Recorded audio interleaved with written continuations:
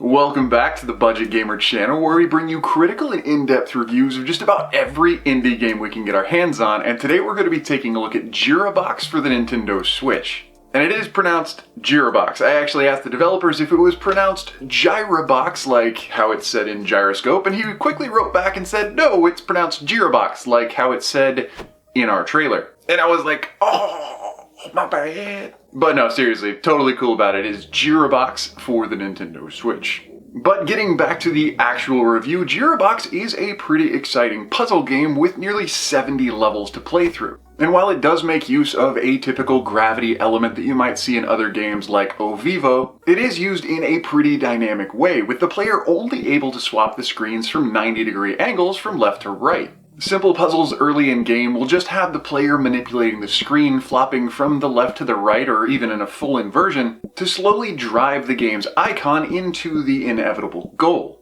Every one of the game's levels is divided up into separate chapters A through G, and while they do get more difficult as they go, they're not exactly set up in a linear difficulty curve. You can, from the beginning of the game, play any of the levels you want in any order, but every one of the new chapters introduces a new gaming dynamic. And whether that's the introduction of a button to open trapdoors, or even one-way passages or teleportation, the first level in each of the 12-level chapters will introduce the mechanic in a pretty simple way, increasing its own difficulty the further in you get. And so while the mechanics of merely flipping the screen from left to right at 90-degree angles is pretty straightforward, the difficulty and challenge of the game is constantly growing. But if Girabox itself wasn't enough of a challenge, the nature of this puzzle game as a speedrunner fighting for personal bests is also combined with an online leaderboard. And so while making it to the end of each puzzle may be its own challenge, the real challenge comes from trying to solve each puzzle in as few moves as possible. And I am going to take a minute to brag on myself here because I was able to finish one of the late game puzzles in only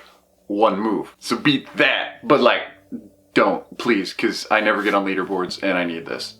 But briefly going back to the nature of Girabox as a speed-running puzzle game, this does create a rather unique dynamic for the puzzles, as most puzzle gamers are probably familiar with a single puzzle that really causes you to intensely labor over each and every one. And this is not exactly the case in Girabox, but we'll get more into that into the critiques. Moving on to the game's visuals and audio, looking at Girabox, it's a very simple and straightforward puzzle game, but it's also very simple and straightforward graphically.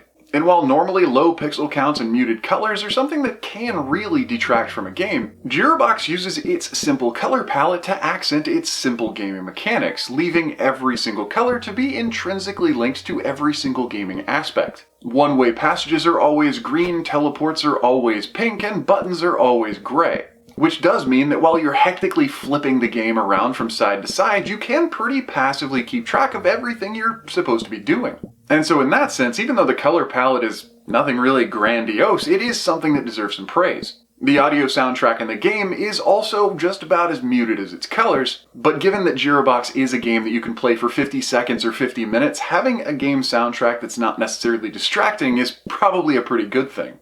But this does bring us to Girabox's critiques. And as I hinted at earlier, first and foremost is one dealing with its genre. As a puzzle game, puzzle gamers might expect to have something that really taxes them mentally, and while Girabox does do that, it's not necessarily meant to have you taking a lot of time struggling through how to solve each puzzle. And as a matter of fact, and possibly a point of critique for some others, is that you can beat every one of Girabox's 68 plus puzzles in about 30 minutes. And even with going back in the game and checking leaderboards and trying to beat some of what I thought were my own personal bests, it took me about an hour to complete the game to where I felt fairly satisfied. And so if you are the type of gamer that enjoys sitting down with the puzzles and struggling with them on your own and not really needing that outside pressure, then the online leaderboards and the best moves might be a system that's not exactly to your liking. But for any other gamer that feels that puzzle games could use some outside incentive, the best turns, the online leaderboards, and even the pace of the game might be something that you really enjoy. Personally, looking at Girabox as a complete package and a full experience, I really enjoyed the game. But at the same time, because I was playing every one of the puzzles back to back, I was actually kind of shocked that I had beaten the game in about an hour. But if you are looking for a game to stimulate your brain during your lunch break or maybe during a commute, Girabox might be exactly what you're looking for. But as it is a pretty quick and fairly straightforward puzzle game, that does about wrap up the review of Girabox now on the Nintendo Switch. So if you enjoyed the review, or especially if you found it helpful, feel free to throw us a like or a comment to show your support, and don't forget to click that little bell icon when you subscribe to stay updated with the latest content. Because there are new and unique indie games coming out literally every single day. And so whether it's an easy hard pass or an absolutely unforgettable gem, chances are if it's on the Switch, you're gonna find out about it right here. But anyway, this has been The Budget Gamer, so as always, thanks for watching.